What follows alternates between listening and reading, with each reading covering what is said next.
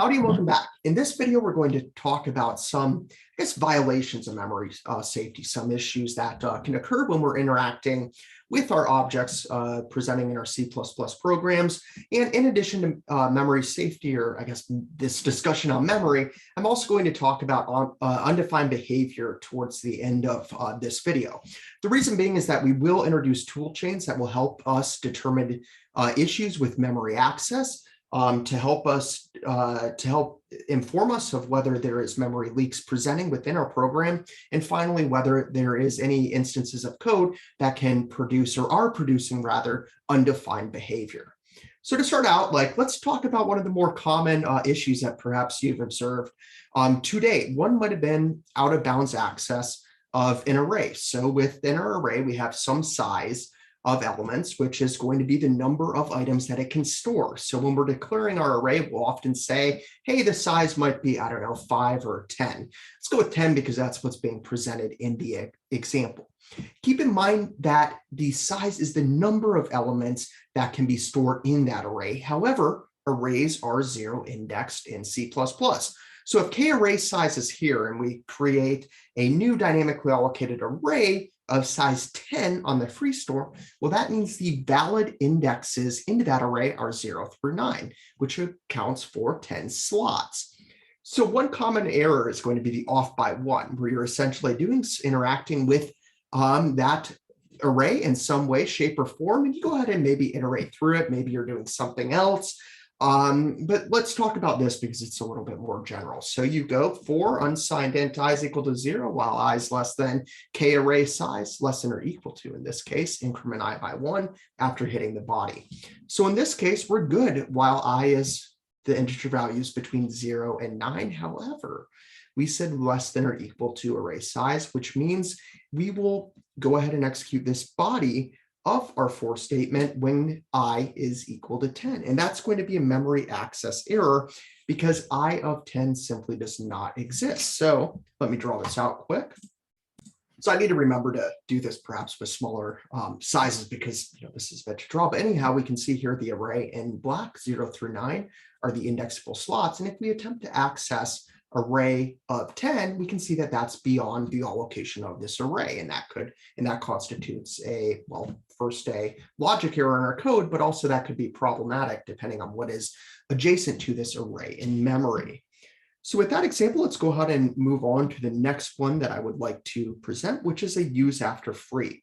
When we were introducing dynamic memory in this course, we went through kind of a different contract that we're making with the free store manager as we are interacting with dynamically allocated objects. From their acquisition to the return, there was this contract of sorts that we wanted to respect. And one of them was we weren't going to use dynamically allocated objects after we've returned them. So using after free, using after delete might be the better way to think of it in, in a C++ context. So accessing memory after it has been deallocated, a write to freed memory may get lost and a read from freed memory may be garbage. And if you don't remember why, go ahead and revisit the dynamically, the relevant lesson on this topic. But what we essentially get into is it's like the storage unit analogy. You go, you ask for a storage unit, you can put your stuff in it, and then maybe you don't pay the monthly fee, you forget about it. I don't know what happens,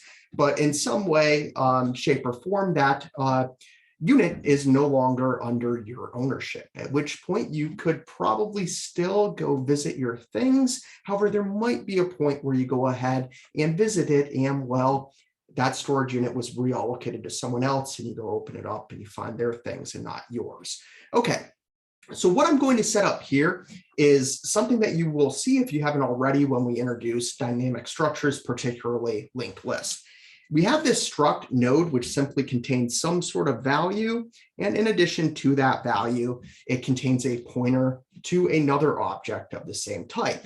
What we can do is we can string together these nodes in memory. So we might go ahead and allocate a new node. I'm using the universal initializer syntax. So that one will be used to initialize the data of the node object. So here we have 1. And we can see here that the inline initializer for next is null. So that's going to be pointing to nothing. We can access M1 rocket next and make an assignment to this pointer. And what we can point to it, well, it could be another node. So let's go ahead and create that other node. Go ahead and put in 2 here and go ahead and show that its next pointer is pointing to the null pointer or nothing. Anyways, kind of this structure, we'll get into it. We'll really introduce it in a subsequent lesson, again, if we haven't already done so. But the key takeaway here is what happens if I want to delete this kind of chain of nodes in memory. And remember, we kind of have an access point into the first node, which is the pointer N1. If we want to access any subsequent nodes within that sequence, we have to follow the next pointers and move from one to the next. Let's say it's, time's expired and we'd like to go ahead and deallocate the nodes within this linked data structure.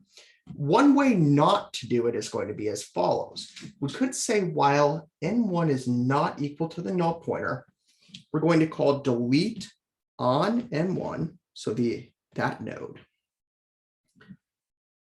And then we might go ahead and say, well, M1 equals M1's next. The problem with this is on this statement right here, we've just deallocated the memory associated with this node. And there's no guarantee that we'll be able to access what used to be stored in its next pointer. So there's a better way to go about this. And again, we'll introduce it. But this is one issue, or I guess one scenario where a use after free, or in this case, a use after delete can arise in your program. And there will be many other sorts of opportunities for something similar to happen. And I mean, this could have been with an array or any use after return, we could call it. But again, the key takeaway here is that this is a problem. And the runtime system isn't going to necessarily give you an error about it. What could happen is, I don't know, the behavior is kind of undefined, or you might observe a segmentation fault. But when that segmentation fault occurs, it's not guaranteed to be immediate in the next line. It might take some time to present. So anyhow, let's go ahead and go, maybe, I wouldn't do this. We've gone through and there's, a better way to do this. So let's set up the same sort of linked data structure here. Same values, same everything. We're well acquainted with it at this point. And let's go ahead and consider this scenario. Let's say I want to simply walk through this linked data structure. So I want to visit every node and, I don't know, write the outputs to standard IO. So what we could say is if this is M1 and it serves as the gateway to this sequence of nodes, we could go ahead and say, hey, iter, you're going to point to N1. And we could say, while iter is not equal to null pointer, and the significance of null pointer here is, well, we know we visited every node in the sequence when iter would get assigned to null pointer. If we're moving it from node to node, we know we've crossed or visited the last node when iter becomes null pointer because it will arrive here. So let's go ahead and just through iter, we can access, so we're hitting the body here. If we go ahead and hit iter first time through and access the data, we have 1 printed out to standard IO. The next case here is going to be to move iter to the next one. So we could go ahead and say iter now points to the second node in the sequence. Iter is not the null pointer, so we're hitting this body of our for statement again. This time the node's going to have that we're visiting is the second in the sequence, and it has a integer value of 2. So we go ahead and then move iter to iter next after printing its value out, and iter is now the null pointer. We visited every node within the sequence. Hey, that's awesome. Okay, great. So here's where the problem could become, and this might be obvious if you're just doing a traversal visiting each node. After this, if iter is pointing to the null pointer, it is undefined behavior if we go ahead and dereference the null pointer. So what we're going to see here is likely going to be a segmentation fault, where essentially what's going to happen is you can think of iter as taking on the integer value of 0. Now assume that 0 constitutes an illegal address, then one that we cannot or are not allowed to dereference. And essentially by dereferencing 0, we're attempting to dereference an invalid pointer. And at this point, your program will likely terminate with segmentation fault, bus error, or core dump, because you've just attempted to do something invalid, and that's going to result in a memory read error. So you might be going, okay, well, I'm probably, if I'm using a pointer to kind of iterate through a linked data structure, I mean, why would I use that, pointer after the fact, after I've visited each one? Well, let's go ahead and set this up one more time. And again, we'll get into linked list in more detail in a forthcoming lesson if we haven't already. But let's say we're looking for the integer value of, I don't know, let's say 2 first. So that exists. So as we're going through this process, our while statement would be, hey, while we're not at the end of the linked list, and while the data isn't the data that we're looking for, let's go ahead and just print it out so we can observe what's going on in this process and increment iter to iters next. Notice this while statement will terminate once we've found the data. In this course, it would terminate with iter pointing to the node storing the integer value of 2. We can go ahead and use iter after this while statement and go ahead and print out the data. This looks totally sensible until you go ahead and are searching for a value perhaps that is not within this sequence. So in this case, we'd be moving through. Iter would start out at the head. Let me draw this a little better. So iter would be pointing there. It's not what we're looking for. We're not at the end.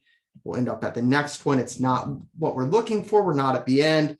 Finally, we're at the end. So we're not going to get into the while statement here, but we're using iter as if we found the value. In this case, we didn't. So we're dealing with the case of dereferencing the null pointer again. So in this case, too, we'd see a segmentation fault, bus error, or cordon.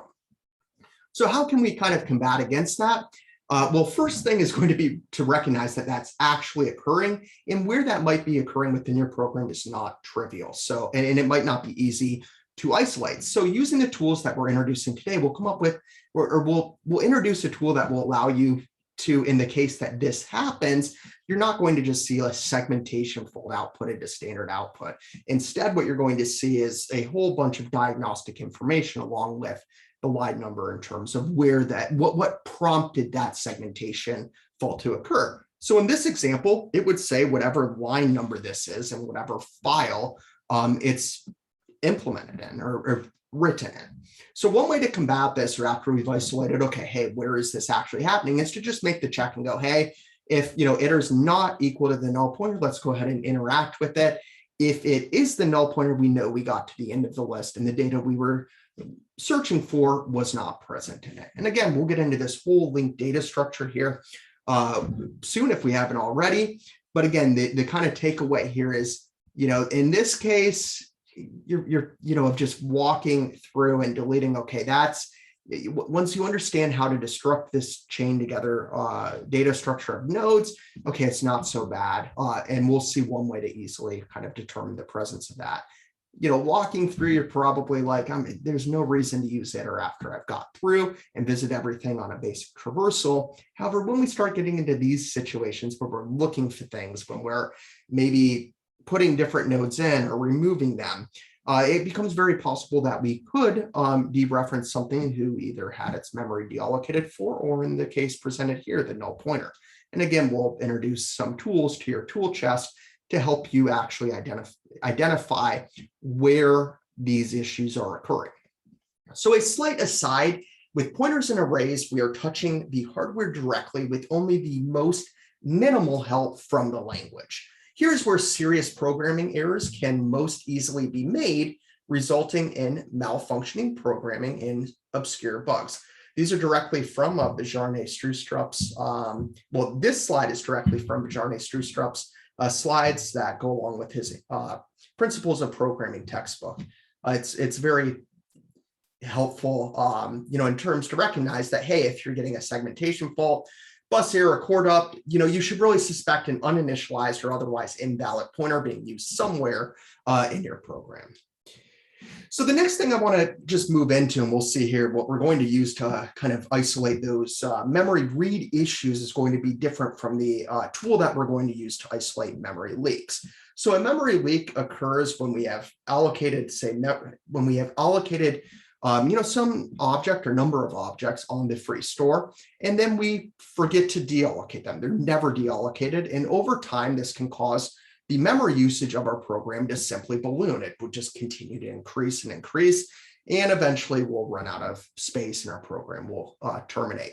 So this is going to be most problematic in long running programs where the leak is, it doesn't attribute to any sort of big kind of malfunctions, but over time it can creep up, and as memory is consumed, we can start to see things running more sluggish, and then eventually we can actually run out of memory that was allocated, to our program. So here's an example of just kind of a trivial example is, let's go ahead and say that we're going to create a new dynamically allocated array on the free store. It's of size 10. We assign it to the pointer named array. We go ahead and interact with it. We do something, and then we decide to allocate another dynamically allocated array on the free store and just assign the address to array. At this point, we had something, and I'm not going to draw this with the slots kind of shown here, as array was pointing to one array. We then created something, and again, this isn't necessarily to scale, another dynamically allocated array, and we simply pointed it to that object. And if that pointer was our only reference to this dynamically allocated array, we have no way to get back and actually invoke delete on its address. So in this case, memory is leaked. There's no way to return it. And we'll go ahead and introduce again a tool that will help you determine whether or not a memory leak is present in your application. And this will be particularly helpful as you're implementing some of these linked data structures later on in the course, because you'll be able to run this tool and then actually inspect at the end of its execution, was everything free? Did I have an equal number of calls to new as I did to delete? If not, something did not have its memory deallocated for. But we'll get into that in great more detail next week. So another thing to consider is array bounds. So when indexing into an array, a common error again is an off by one. Right now, we're now getting into the undefined behavior. So this will be, again, a separate tool which will help us isolate this. So with the previous example that we showed a couple slides back was, hey, when this array was dynamically allocated. Now, if we know the size of the array at compile time and we attempt to access outside the bounds of that array, what we're going to see is nothing kind of informative, and what can eventually happen is we might encounter a segmentation fault, or alternatively, this access may succeed though the behavior is undefined. So the question is, well, how can we catch this? How can we determine the presence of this? And again, we'll see another tool here which will allow us to begin to determine or help us isolate where undefined behaviors are presenting within our code. And this would be caught using that tool. Without using that tool, again, something undefined might happen, or you might observe a segmentation fault. In any case, if we do see a segmentation fault, it's just going to be a segmentation fault. And where that's happening, what line, it's going to be non-informative. The tool that we will use will provide a full stack trace, and then it will actually tell us, hey, in which case did this occurrence of undefined behavior actually present? And that will allow us to immediately go to this, for statement that we were writing and go, okay, hey, this is an off by one. This really here should have been less than and not less than or equal to. So another, I guess, kind of common source of undefined behavior within one's program is forgetting to return a value when we have a function with a return type. Particularly where this presents the most is, at least in my experience, where I've seen it the most in this class, because this does generate a nice cryptic error. Is when we are overloading our insertion operator and we go through the whole process of getting everything into that stream, but we forget to return that stream that is presenting on the left-hand side of the insertion operator. So reaching the end of a value returning function without returning a value is undefined behavior in C++. Again, you'll receive some sort of cryptic error message. And as you're going through this, it can get stressful. It's, where is this happening? I don't want to have to step through all my code to figure out kind of where it is, or maybe read through this whole long sequential code base I've, wrote up maybe for one of my MPs, and hopefully it's not long and sequential, but okay, that aside, if we go ahead and use the tool that we're going to introduce, what is going to be nice is we will again see the full stack trace. We will be very confident that we are now aware of where that error is presenting, and it will actually give us right down to the line numbers so that we're able to go in and correct it. So these tools that we will introduce here are going to be helpful in a number of ways, and it will really allow us to isolate some of these problematic regions of code that would otherwise be very difficult to narrow in and focus to determine where they're actually presenting. So with that, let's go ahead and move into the tools, and I'll see you in the next video.